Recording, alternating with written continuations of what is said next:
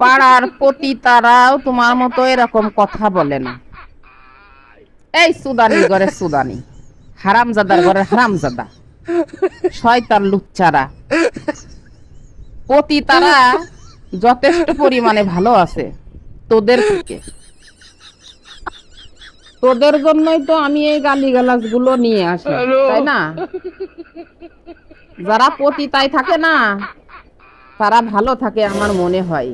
কিন্তু তুই যে আমারে কমেন্টটা করিসিস যে পতিতারা মনে হয় ভালো কথা বলে, তাহলে তুই নিশ্চয় পতিতালায় গেছিস। একটা ছেলে পতিতালায় না গেলে তো একটা মেয়ে পতিতালা হয় না, তাই না?